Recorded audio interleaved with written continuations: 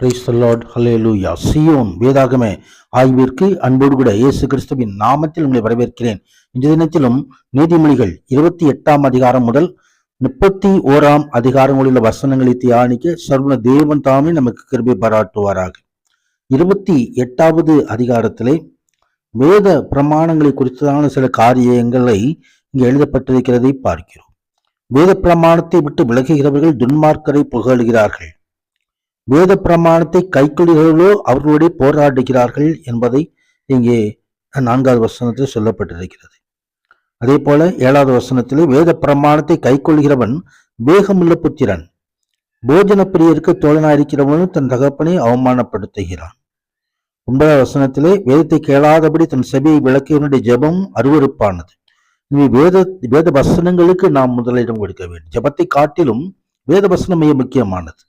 வேத வசனத்தில் தான் வெளிப்பாடு உள்ளது. வேத வசனத்தில் தான் தேவனுடைய சித்தத்தை நாம் அறிய முடியும்.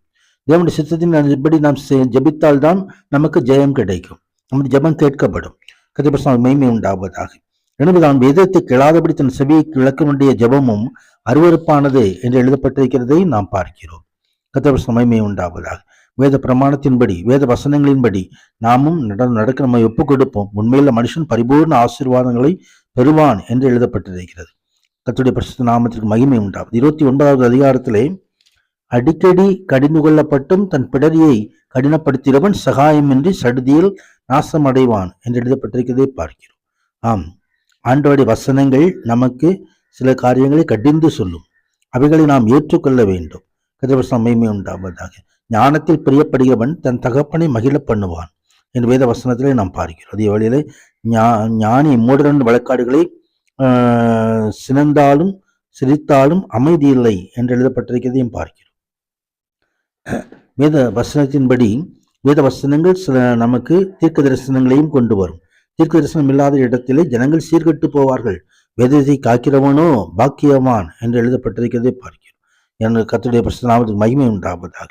ஆம், ஆண்டவருடைய வசனத்துக்கு நாம் முதலிடம் கொடுத்து கர்த்தருடைய வசனம் சொல்கிறபடி நடக்க நம்ம ஒப்பு கொடுப்போம். 30வது அதிகாரத்திலே ஆகூரின் உபதேசங்கள் கொடுக்கப்பட்டிருக்கிறது. தேவனுடைய வசனம் எல்லாம் புடமிடப்பட்டவைகள். தம்மை அண்டுகிறவர்களுக்கோ அவர் கேடகமானவர். அவருடைய வசனங்களோடு ஒன்றையும் கூட்டாதே, கூட்டினால் அவர் உன்னை கடிந்து கொள்வார். கர்த்தருடைய மகிமை உண்டாவதாக. அவனுடைய வசனத்துக்கும் இங்கேயும் முதலிடம் கொடுக்க வேண்டும் என்பதை, அவனுடைய வார்த்தையின்படி நடக்க வேண்டும் என்பதையும் இந்த பகுதி நமக்கு தெளிவுபடுத்துகிறது. நான் பரிபூர்ணம் அடைகிறதினால் மறுதளித்து கர்த்தர் யார் என்று சொல்லாதபடிக்கும், தரித்திர அடங்கினால் திருடி என் தேவனுடைய நாமத்தை வீணிலே வணங்காதபடிக்கும் என் படியை எனக்கு அளந்து என்னை போஷித்தருளும் என்று சொல்லி ஆகூர் ஆண்டவருடைய சமூகத்திலே விண்ணப்பம் பண்ணுகிறதை இந்த பகுதியிலே நாம் காண முடியும். தொடர்ந்து 31ஆம் அதிகாரத்திலே ராஜாவாகிய லேமுவேலின் உபதேசங்களை குறித்து பார்க்கிறோம்.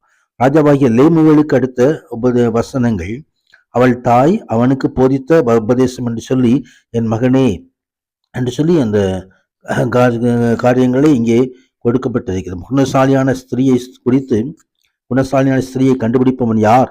அவருடைய விலை முத்துக்களை பார்க்கலும் உயர்ந்தது. அந்த குணசாலனுடைய காரியங்களை எல்லாம் இந்த அதிகாரத்திலே நாம் காண முடியும். இந்த வசனங்களை எல்லாம் படிக்கும் பொழுது அந்த குணாதிசயங்கள் நமக்கு உண்டாகும்படி கர்த்தர் தாமே நமக்கு கிருபை பாராட்டுவாராக. அந்த பரிசுத்த நாமத்துக்கு மகிமை உண்டாவதாக. ஆமென், ஆமென்.